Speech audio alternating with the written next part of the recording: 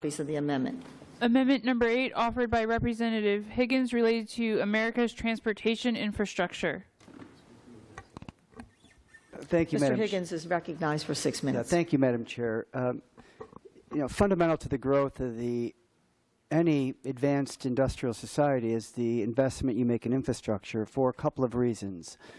One is it's a massive investment that you finance publicly at very, very low rates to create jobs in the construction trades and the supply and materials industry immediately, and that after you make that investment, it unleashes the creativity and the resources of the private sector.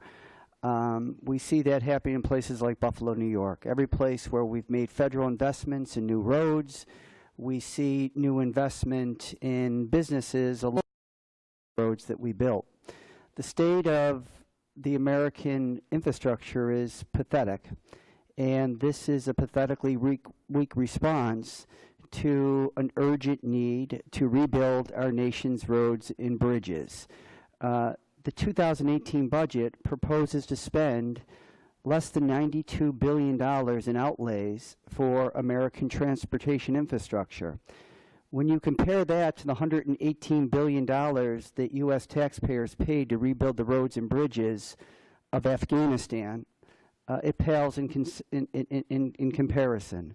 When you consider the $96 billion U.S. taxpayers paid to rebuild the roads and bridges of Iraq, a $92 billion investment in 2018 in rebuilding the infrastructure of America is, again, I think, a national and international embarrassment. Now, keep in mind that both Iraq and Afghanistan, they are nations with a population of approximately 30 million people.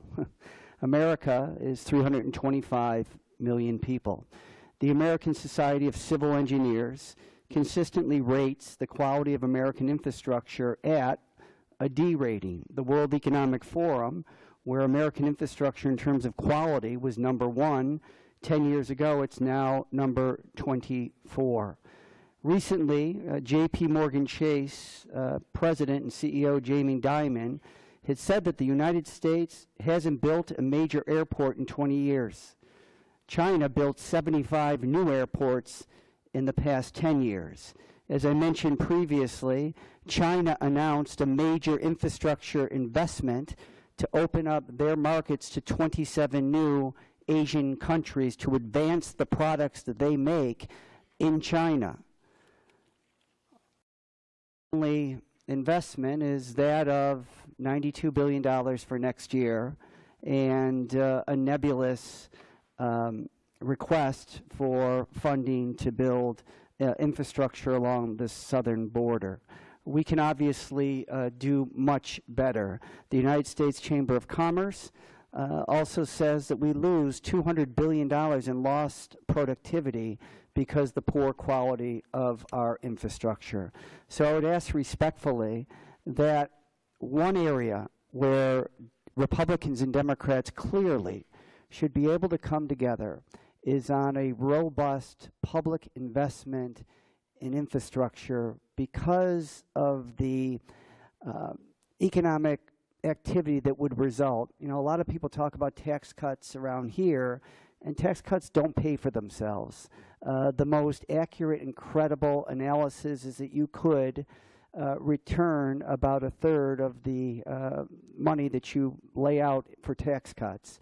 Infrastructure is very, very different. It's a proven job creator, and it's a proven business investment maker after you've made that investment. So I would ask that we please consider not cutting infrastructure and adding to it considerably if, in fact, we hope to get anywhere near where your budget projects that the economy has to grow over the next 10 years to create a surplus. And with that, Madam Chair, I would yield.